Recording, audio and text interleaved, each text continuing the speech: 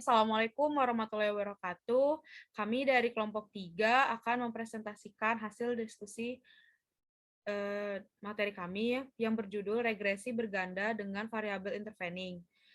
Kelompok kami terdiri dari Anissa Atifah Syafeli, NIM 032, Muhammad Bagus Arifanto, NIM 047, Nesti Apriliani, NIM 054, Afiranti Zahra, NIM 058, Deborah Sonta Repina Simanjuntak, NIM 061. Pokok pembahasan dari yang akan kami jelaskan ada teori, studi kasus, dan langkah analisis. Teori. Variabel intervening merupakan variabel antar atau mediating. Fungsinya memediasi hubungan antara variabel independen dengan variabel dependen. Istilah lain dari uji regresi dengan variabel intervening adalah analisis jalur atau path analysis. Analisis jalur merupakan bagian lebih lanjut dari analisis regresi. Analisis regresi biasa digunakan untuk menguji apakah ada pengaruh langsung yang diberikan oleh variabel bebas terhadap variabel terikat. Sementara, analisis jalur tidak hanya menguji pengaruh langsung saja, tetapi juga menjelaskan tentang pengaruh tidak langsung yang diberikan variabel bebas melalui variabel intervening terhadap variabel terikat. Selanjutnya akan dijelaskan oleh Deborah. Selanjutnya ada studi kasus. Analisis jalur untuk menguji hubungan antara lamanya pendidikan atau eduk terhadap gaji akhir atau salari, dan apakah hubungan eduk dan salari dimediasi oleh variabel gaji awal atau salary begin dengan gambar di samping. Diagram jalur memberikan secara eksplisit hubungan kausalitas antar variabel berdasarkan pada teori anak panah menunjukkan hubungan antar variabel, model bergerak dari kiri ke kanan dengan implikasi prioritas, hubungan kasual variabel yang dekat sebelah kiri. Setiap nilai P menggambarkan jalur dan koefisien jalur.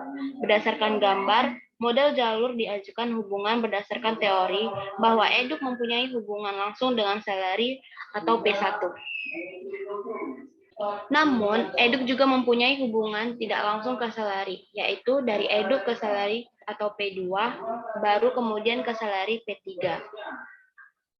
Pengaruh hubungan dari eduk ke salary atau korelasi antara eduk dan salary sama dengan pengaruh langsung eduk ke salary.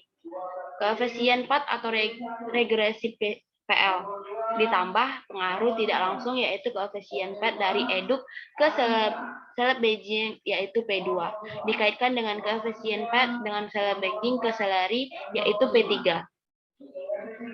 Dengan keterangan pengaruh langsung eduk ke salary sama dengan PL, pengaruh tak langsung eduk ke seleb Beijing ke salary P2 kali P3. Total pengaruh atau korelasi eduk ke salary sama dengan itu P1 tambah dalam kurung P2 kali P3. Dalam menggambarkan diagram jalur yang perlu diperhatikan adalah anak panah. Kepada satu merupakan hubungan regresi dan anak panah berkepala dua adalah hubungan korelasi. Jika dalam model terdapat lebih dari satu variabel independen atau eksogen, maka antar variabel eksogen ini harus dihubungkan dengan anak panah berkepala dua atau korelasi. Hubungan langsung terjadi jika satu variabel mempengaruhi variabel lainnya tanpa ada variabel ketiga yang memediasi atau intervening. Hubungan kedua variabel tadi adalah hubungan langsung jika ada variabel ketiga yang memediasi hubungan kedua variabel ini. Pada setiap variabel dependen atau endogen variabel akan ada panah yang menuju ke variabel ini. Berfungsi untuk menjelaskan jumlah varians yang tak dapat dijelaskan atau unexplained variance. Oleh variabel itu, jadi anak panah ke L ke sel Beijing menunjukkan jumlah varians variabel sel Beijing yang tidak dijelaskan oleh eduk. Dengan keterangan, berdasarkan nilai L sama dengan akar dari 1 kurang R2. Sedangkan anak panah dari E2 menunjukkan salary, menunjukkan varian salary yang tidak dijelaskan oleh variabel eduk dan seleb Beijing. Besarnya E2 sama dengan akar dari 1 kurang R2. Koefisien jalur adalah standardized coefficient Rogers. Koefisien jalur dihitung dengan membuat dua persamaan struktural yang bersamaan regresi yang menunjukkan hubungan yang dihipotesiskan.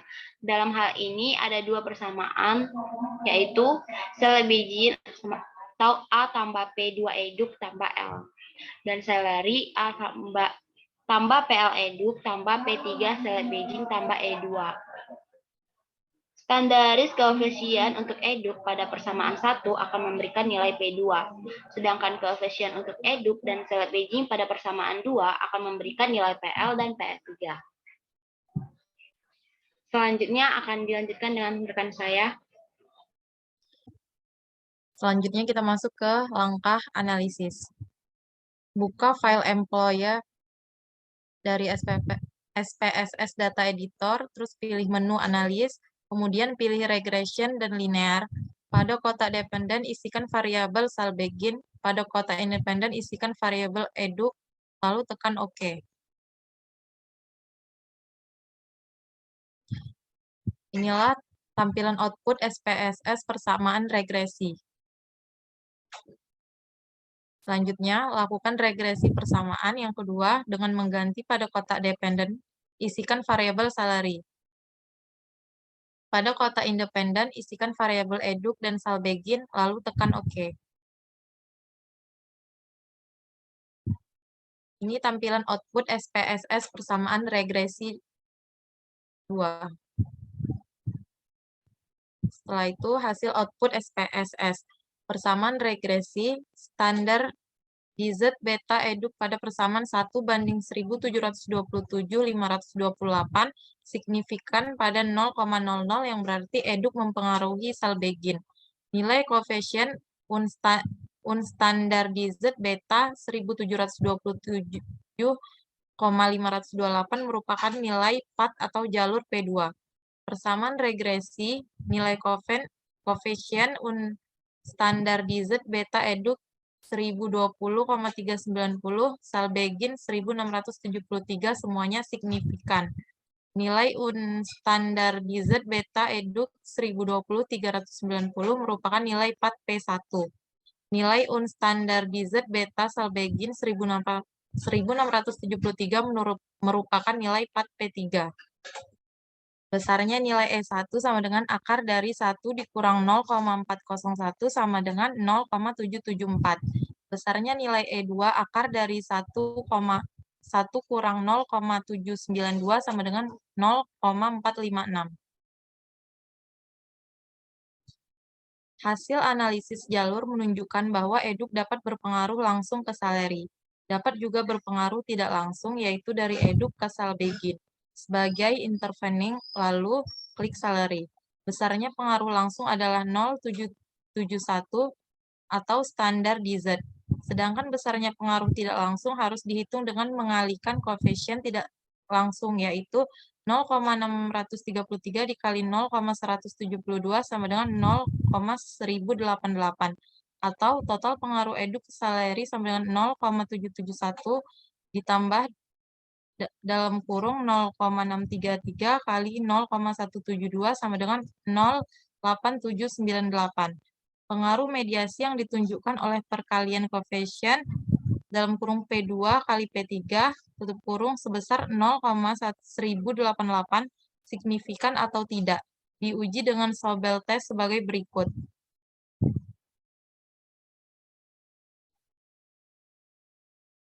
Oleh karena nilai T hitung 15,0529 lebih besar dari T tabel dengan tingkat signifikasi 0,05 yaitu sebesar 1,96.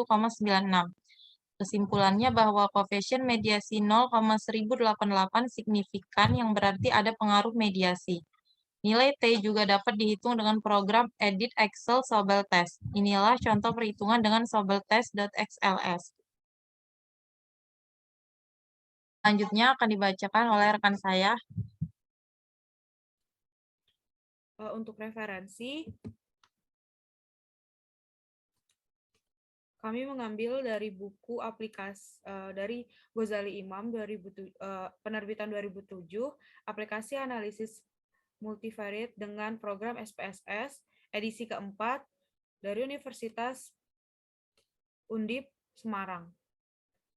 Untuk buku kedua ada dari Ghazali Imam, penerbitan tahun 2018, buku aplikasi analisis multivariate dengan program IBM SPSS 25, edisi ke-9, Undip, Semarang. Sekian dari presentasi yang telah kami sampaikan. Bila ada kesalahan mohon dimaafkan. Wabillahi taufiq wal hidayah. Wassalamualaikum warahmatullahi wabarakatuh.